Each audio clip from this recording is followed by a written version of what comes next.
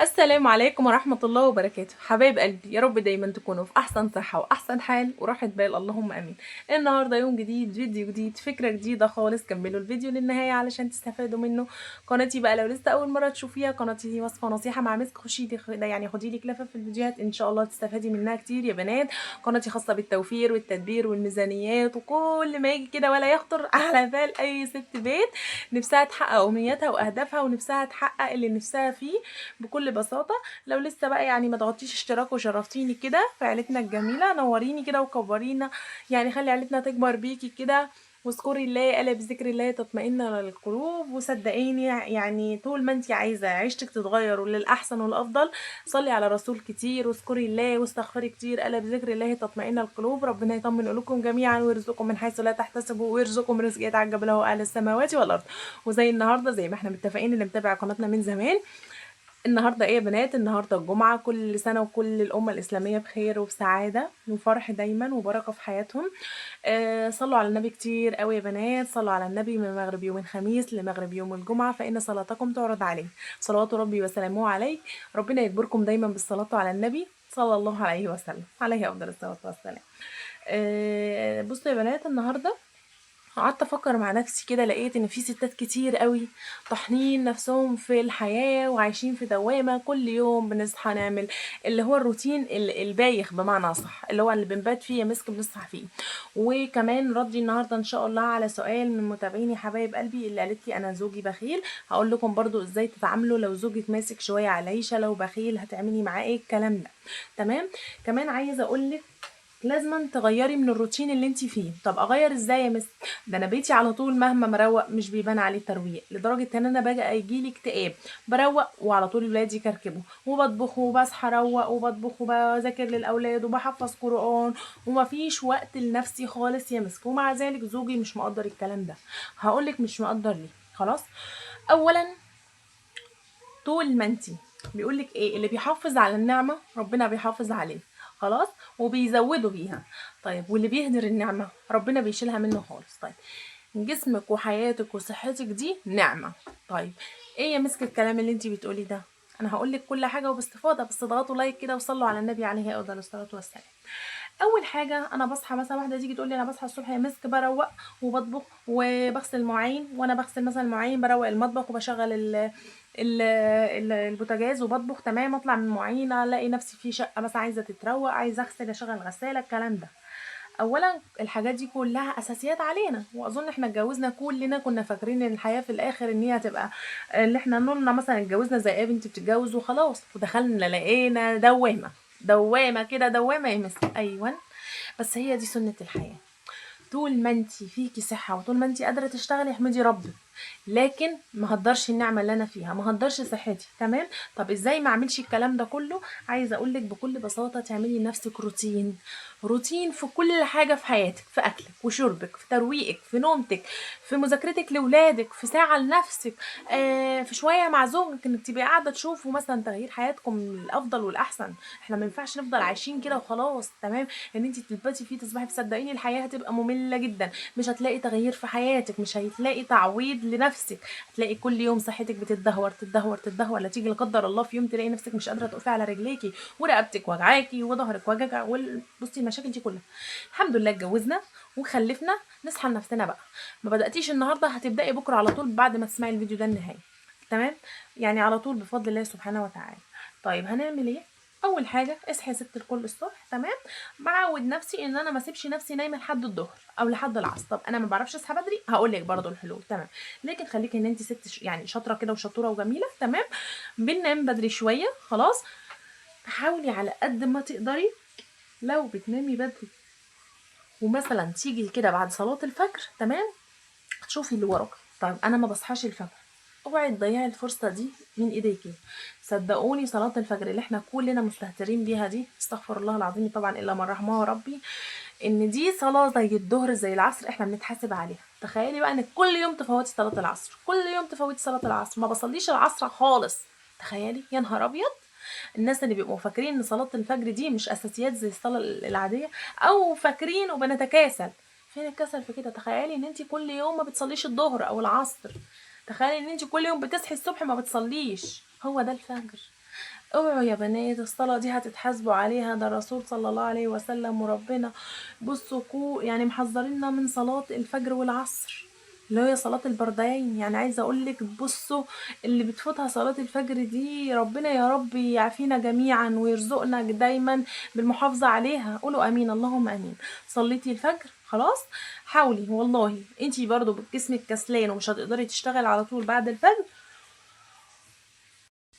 في ايديكي ان انتي على طول انام بيه ساعة او اتنين واظبط المنبه، مثلا اصحى الساعة 8، ما تأخرش عن الساعة 8. اتأخرتي عن الساعة 8 وقتك كله ضاع. طب انا لو ست شطورة ممكن اخد لي من بعد صلاة الفجر صليت وقرأت شوية قرآن وقرأت الورد بتاعي مثلا او الاذكار وابدا اشتغل، ممكن على الساعة 9 10 تكوني مخلصة شغل اليوم كله. لكن انا مثلا ما بقدرش يمسكه وكده عادي، لا يكلف الله نفسا الا وسعها. صليت الفجر اظبطي بعد كده المنبه للساعة 8، نامي لك الساعتين او الثلاث ساعات دول خلاص، وابدأي نامي دايركت على طول وتصحي الساعة 8. صحيت الساعة 8، استعيذ كده بالله من الشيطان الرجيم، جسمي كسلان يا مسك اصل انا لسه نايمة بقاليش ساعتين او الكلام ده. قومي كده اشربي لك كوبايه نسكافيه، اشربي لك كوبايه عصير حلوه كده من غير سكر، السكر بيعمل خمول في الجسم يا بنات. طول ما انت عمرك بصي يعني ابتدى يعدي العشرينات تمام، ابدأي انك قللي السكريات خالص من جسمك. جسمك جيتي عند عمر ال30 حاولي على قد ما تقدري طول اليوم يبقى ليكي معلقه سكر واحده خلاص كده. عايزه اقول لك صحه، ان انت عايزه تبني صحتك، ابداي قللي السكر، اسحبي السكر خالص من جسمك. دايما حاولوا على قد ما تشربوا الحاجه، شربتي شاي بلبن حطي ربع معلقه قرفه، القرفه العاديه اللي هي القرفه المطحونه دي، بتسحب السكر من الدم تمام. لو انت طبعا ما عندكيش انيميا او ان انت رفيعه والكلام ده، لو انت جسمك الحمد لله حلو وجديد شويه وكده، حاولي على قد ما تقدري تسحبي السكريات اللي في جسمك اللي هي متراكمه من سنين، اللي هو ايه بربع معلقه قرفه على كوبايه شاي بلبن، او مثلا كوبايه قرفه باللبن او كوبايه شاي بالقرفه الكلام ده. المهم حاولي تدخلي القرفه في اكلك وفي شربك. طيب كمان عايزه اقول، وبعدين تمام شربنا مثلا لو المشروب بتاعنا وفطرت كده ماشي، اللي هو انت حاولي برضو ما تبقيش قاعده تكبسي نفسك في الفطار علشان جسمك بعد كده ما يحصلوش هو الخمول، لا ده على طول بقوم عامله لي نص ساندوتش مثلا او ساندوتش وكوبايه الشاي وعلى طول واكلاهم وانا قاعده، مش اللي هو انا هفرش بقى واطباق واحضر فطار والكلام ده. وحاولي تتبعي الموضوع ده كمان مع اولادك واطفالك، منه توفير للوقت وتوفير للاطباق وللجهد كمان، ان هم يتشجعوا، من اللي هو مش العيل يفطر ويبقى خلاص جسمه هندان تمام. نعمل سندوتشات وكوبايه مثلا المشروب بتاعنا شاي لبن على حسب اللي انتوا بتشربوه. طيب انا شربت واكلت بسرعه وفطرت وكده، اصلي على النبي كده عليه افضل الصلاه والسلام وابدا اشوف ايه اللي انا هعمله. طيب شقتي تمام، حاولي ان انت كل يوم تبقي مروقاها، حتى لو الترويقه اللي هو فوق الوش، مش هقول لك اللي هو الترويقه العميق، خلاص هقول لك الترويق العميق ده انت هتروقيه امتى. طيب بدات ان انا مشيت كده في الشقه على السريع بالمكنسه الكهربائيه خلاص، حطيت كل حاجه مكانها بسرعه خلاص، اللي هو الحاجه حتى تبقى باينه ان هي مهندمه شويه او مرتبه شويه خلاص. وبدات ان انا شفطت كل التراب بالمكنسه الكهربائيه وابدا ادخل على طول على المطبخ، اشوف انا البوتاجاز بتاعي الاول نضيف ولا لا، لو مش نضيف هبدا ان انا ادعكه قبل ما اطبخ وقبل ما اعمل اي حاجه تمام. وهشوف انا هطبخ ايه في ظل ما انا بطبخ تمام. انا الاكل على النار في الوقت ده انا بشطب مواعين المطبخ وبدعك الرخامه وبنضفها خلاص، لكن مش بعد بقى ما اروق واغسل مواعيني وده ابدا ان انا افكر اطبخ، انت كده بتطولي في الوقت معاكي. لا انا الاول بغسل بوتاجازي وابدا ان انا احط الطبيخ على النار، هعمل شويه رز، هقلي شويه طبيخ او هعملهم واحطهم على النار في ظل ما هما بيستووا. في الوقت ده اكون انا بغسل مواعيني طبعا حتى اللي اتراكمت من بعد الطبيخ خلاص، وابدا ان انا اروق المطبخ، روقته وكنسته تمام، كنسته كده اقوم مدياله تلميعه على السريع في ظل الوقت يكون الطبيخ عندي استوى، اقوم طافيه عليه خلاص. الكلام ده انا بحاول اخلصه قبل الظهر، بقعد بعد مثلا ما روقت كده بكافئ نفسي بايه، ارتاح لي نص ساعه كده، حتى لو ما بقاش على الظهر حاجه بسيطه نص ساعه، تبداي انك مثلا تعملي لك كوبايه شاي، مش عايزه اعمل حاجه خالص، عايزه اقعد وافرد رجلي كده بس، هاتي لك جنبك رتل ميه كده اشربيه. شوف انا بقول لك ايه، رتل ميه، اغسلي كده جسمك من الارهاق اللي انت قمتي بيه الساعتين او الثلاثه دول. طب انا مثلا النهارده اعمل نفسي بقى ايه، اللي هو انا هحط لنفسي مثلا ساعتين من بعد الظهر خلاص، اللي هو انا عايزه فيهم اروق ترويقه بقى في حاجه جزء من البيت، ترويقه عميقه، مثلا اوضه الاطفال، مثلا الحمام هدعكه دعكه حلوه قوي واشيل الكراكيب اللي فيه، مثلا نص من المطبخ، بصوا انا بقول لكم ايه، نص من المطبخ او التلاجة والفريزر الكلام ده تمام، ده في ظل ساعتين من الظهريه.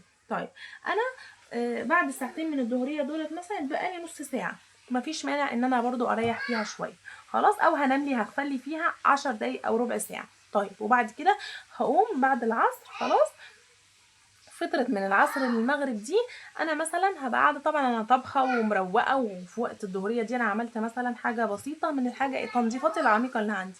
من العصر للمغرب هبدا اللي هو انا هشوف ولادي بقى، هقعد معاهم اشوف اي واحد مثلا عليه واجبات حفظ قرآن، مثلا اي حاجة، يعني اي حاجة اللي هو تبقى لازمة ولادي، هلزق لهم مثلا الكتب بتاعتهم بالجلاد، الكلام ده خلاص. هنرتب حاجاتنا، هرتب شنطنا انا وهم، الكلام ده. طيب بعد كده، بعد بقى المغرب ادى هنتوضى ونصلي المغرب، دي حاجة اكيدة. وابدا ان انا يعني ايه، بصوا انا كمان هكتب لكم او هنزل لكم ان شاء الله في الفيديوهات الجايه بعد كل صلاه بعد كل صلاه هتقراي سوره ايه، بحيث ان انت ما تتركيش المصحف خالص. حتى لو انت مالكيش ورد يومي خلاص، مره مع مره هتتعودي. اللي هو مثلا انا بعد الفجر بقرا سوره ياسين، بعد الظهر بقرا الرحمن، بعد الظهر يا بنات بقرا الواقعه، بعد العصر بقرا الرحمن، بعد المغرب بقرا الدخان، بعد العشاء بقرا الملك. خلاص اللي هو انتوا لو حتى ما عرفتوش انا هجيبهم لكم واكتبهم لكم كده وابقوا خدوهم سكرين شوت. فلو مشيتي على النظام ده، كلها صور صغيره مش هتاخد من وقتك حاجه، لكن انت هتحرصي انك هتمسكي المصحف 5 مرات في اليوم، حاجه جميله قوي. بل بالعكس بيزيد كل صوره وليها هدف في حياتك. كل صوره يعني سوره الواقعه بتكتر الرزق في حياتك. تخيلي ان كل يوم بتقرايها وبتبارك في رزقك. كل يوم بتقرايها مثلا بعد الظهر، سوره مثلا الملك بتعفيكي، بتحرم على جسدك النار يوم القيامه. تخيلوا ان سوره الملك دي قبل ما بتناموا بالليل بعد صلاه العشاء تقراوها، بتخلي حاجز ما بينك وما بين النار يوم القيامه. تخيلوا يعني كل سوره، وهكتب لكم معانيها وهكتب لكم بتعمل ايه. خلاص كمان عايزه اقول لك انا بقى من بعد المغرب للعشاء كده، الوقت ده والله بقى انت ممكن مثلا عايزه تقومي تاني تشوفي مثلا، والله اتعشيتم بقى تشطبي شويه المواعين خلاص، هتشوفي بقى ساعتها تطلعي اي حاجه من الفريزر تتبليها لبكره. او هكتب حتى ورقه وقلم كده، اجيب ورقه وقلم اكتب انا مثلا هطبخ بكره كذا وكذا، وهشوف الحاجات دي عندي ولا لا، واصحى الصبح اشتريها والكلام ده. تمام. طب وبعدين من اول ما العشاء تدن ده بتاعك انتي. شوفي انا بقول لك ايه، من اول ما العشاء تدن اتوضيت وصليت قرات الورد بتاعي، اقعد اقرا كتاب، هتفرج انا وولادي على التلفزيون، هقعد انا وزوجي مع بعضينا شويه، هخطط عيشتي، هخش كده اشوف لي طقمين ما كنتش بلبسهم، وابدا ان انا اشوفهم اكويهم اروقهم، اللي هو في حاجه فيهم مش مكويه وبكسل ان انا البسهم بسبب ده. هظبط حاجه في دولابي، اللهم صل على النبي، زي ما قلت لكم هنمي حاجه من مهاراتي دي من بعد العشاء، ده بتاعك انت. لحد يا ست كل ما تيجي هتنامي هتقومي متوضيه وصليه ركعتين قيام وتبداي تنامي. صدقوني لو مشيتي على النظام ده جميل جدا. طيب انت يا مسك بتورينا ان الدنيا سهله وبسيطه، فين اللي هو تودية الدروس، فين اللي هو كده. عايزه اقولك انت عامه دروس لو مشيتي حتى فيها من طول النهار على قبل المغرب بتبقوا مخلصين دروس تمام، وخصوصا ان احنا لسه ما دخلناش اللي هو ازمه المدارس وكارثه المدارس اللي احنا بنبقى دايما فيها. فدايما وحاولي لما ترتبي ولادك مع الدروس خليهم يكونوا قبل المغرب مخلصين دروسهم وكل حاجه. ليه؟ عشان زي ما قلت لك قبل العشاء تكونوا مخلصين كل حاجه، من بعد العشاء تفضلوا تقعدوا مع بعضيكم، ما تضيعيش الحياه الاسريه يعني اللي هي الاسريه اللي ما بينك وما بين زوجك وولادك. تحاولي على قد ما تقدري ترتبي وقتك ومجهودك. طيب واحده تيجي تقول لي انا زوجي يا مسك مثلا عينه زايغه، انا هعمل كل ده لمين وهظبط نفسي لمين؟ عايزه اقولك انت كده معلش في الكلمه واعذروني، انت كده خايبه قوي. قبل ما تفكري انك تنظمي حياتك وعيشتك عشان اولادك وكده، بصي لنفسك. ما تظبطيش حياتك وعيشتك ونفسك وشكلك علشان زوجك وعلشان اولادك، لا، ظبطي عيشتك علشانك انتي. علشان انا لو بظبط نفسي وحياتي وشكلي ومنظري وبخسس علشان زوجي وعلشان اولادي، اول ما تلاقي زوجك بيبص بره هتقومي واقعه. اول ما تلاقي ابنك اتجوز وبقى ليه عشره واهتم بمراته هتنهاري. طب انا ليه؟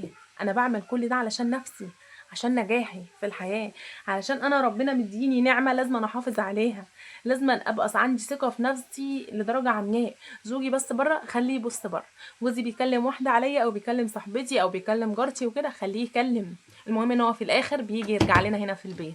طيب فين العيشة يا مسك؟